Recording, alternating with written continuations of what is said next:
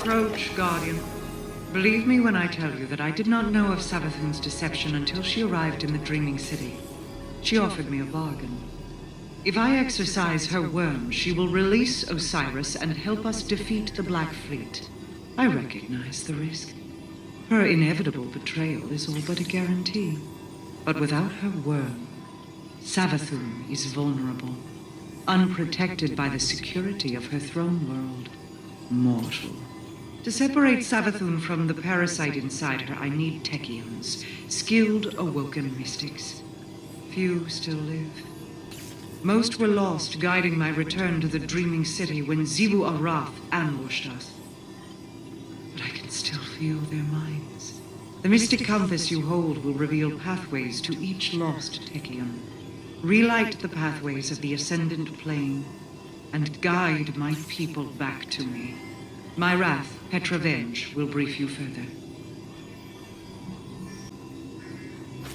Queen Mara has already told you we must recover our lost Techians in order to free Savathun from her servitude to the worm gods. I will tell you how. Imagine the universe as a set of coins, stacked one on top of the other. The top coin is our reality. The bottom, the Ascendant Plane. Between them lies an intermeshing of ever-shifting pathways known as ley lines. Almost all the ancient pathways are now defunct, but beings of paracausal ability can navigate and rebuild them. This is the art of wayfinding.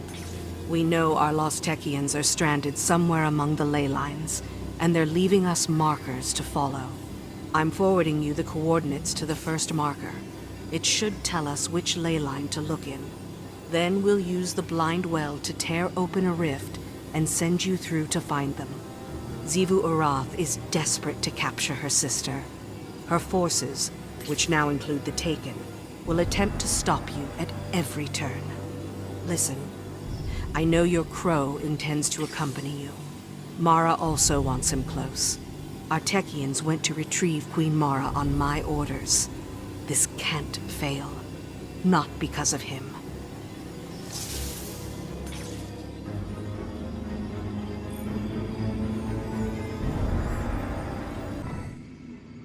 Approach, Guardian. I have an awoken tale to tell you. One my brother recited to our people's children quite often. Long ago, great kestrels roamed the sky. They built ornate nests in the heavens like conquerors. But in their arrogance, they ignored whispers of storms on the wind. Until one day, one such storm swept over them. It collapsed the heavens, drowned their nests. So they fled, and the storm pursued them. Most died, but a fated few washed upon the shores of a great hollow oak. There, a mother kestrel guarded her clutch, 2 shells, bonded inseparably. A daughter, Riga, a son, Agar. Their hearts beat in unison. And they grew. Riga, intuitive and cunning. Agar, loyal but adventurous. Knowing they would one day wish to leave the hollow to face the storm, their mother plucked feathers from her plumage, and one from each child. For Riga, she crafted a crown to keen her mind, centered by Agar's luminous feather.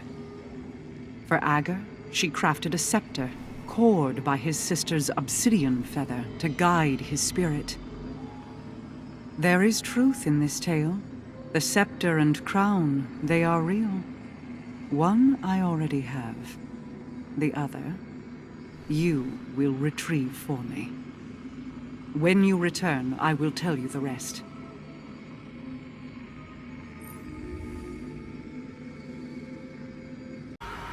I am at your mercy, Guardian.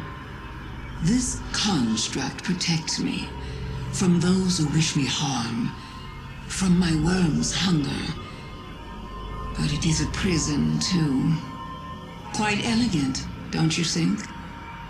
I have only one regret, and that is how long it took me to reveal myself to you. I see your synapses firing. A specimen scarred by skepticism. They'd call me a liar. But we share mutual interests, you and I. If you believe anything I tell you, believe in that. Now, let me show you a different interpretation of the truth.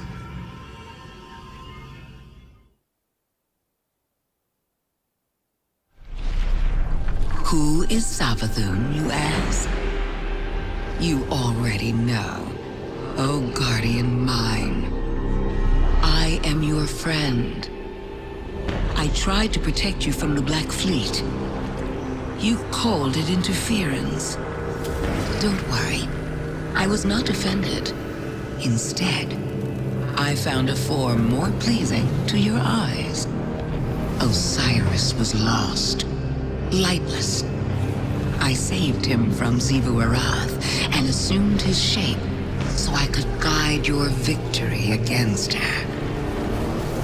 I ferried the reborn prince to your city so he could be redeemed. I protected Zavala from Kaido's ambitions, ending a war before it could even begin. I delivered the House of Light on its knees to Ikora. I unmasked the enemies lurking inside your city's walls and destroyed them. You may disagree with my methods, but you can't argue with results. I am no villain, and you are no hero. We are paracausal.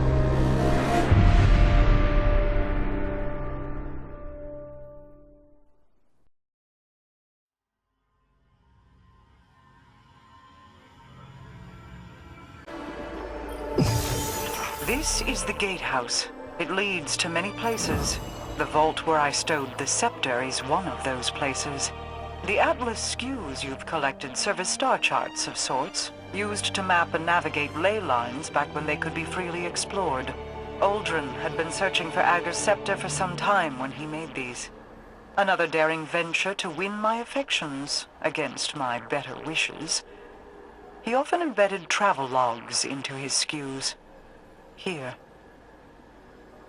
Sister, I wonder when the spies you have following me will find these. Do you still walk the old paths we made? Mother's old tales come to mind. I've been adding to my favorite, the twin kestrels whose hearts beat as one. You'll have to tell me what you think when I return with the scepter. Mother Kestrel watched perfect daughter Riga as she plotted the infinite paths of the Hollow, as if concocting a plan for each way it could grow. But with her son Ager, Mother instead held him tight beneath her wing in the Oak's Hollow. She pointed starward and whispered warnings of dangerous storms and cosmic sojourners that carved chaos in the sky. The beautiful depth of the dark spots caught his eye. His imagination was arrested by them. Ager struggled against his mother's will, yearning to leap from the tallest branch and soar to see the storms for himself. But Mother Kestrel's talon caught him. She scolded him to never leave the canopy. She held him in crushing closeness and vowed not to show him the stars again. He grew to resent her protection. If it is still unclear, the twin kestrels represent Uldren and myself. Their mother is Osana Sav. Uldren found Osana's prescriptions restrictive. I never considered her a mother myself, but her dreams of foresight interested me. We both saw calamity looming, Osana and I. In the distributary, where the Awoken were born, we were eternal. Osana would hide there forever rather than face the enemy. When we left to form the Reef, many chose to hide with her. You're done here. I'll send for you when more skews reveal themselves.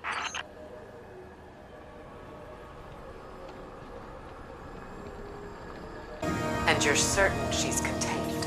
Certainty is a necessity. It is your doubts we should fear with Savathun among us. Be straight with me. Remember who you are speaking to. I hold all the keys to all your futures. I would not let them dangle carelessly without attention. Savathun's never been a one-track type of opponent. She's playing you. We are not the same, Ikora. This is a plan long set in motion. She is contained and soon to be dead. Was Osiris's capture part of your plan then? Sagira's death? Navigating the future is not always clear. If you're willing to sacrifice my people for your plans, how can I be sure you'll wait to see Osiris returned before slitting the Witch Queen's throat? I mourn for Sagira. I have every intention to see Osiris returned safely. It's more than you did for me. If my assurances mean nothing to you, let me offer a warning instead. You are following your doubts into Savathun's trap. Your arrogance might kill another one of my friends. If he isn't dead already. Had I more wishes, things would not be as they are. Had you more wishes, they'd be much worse.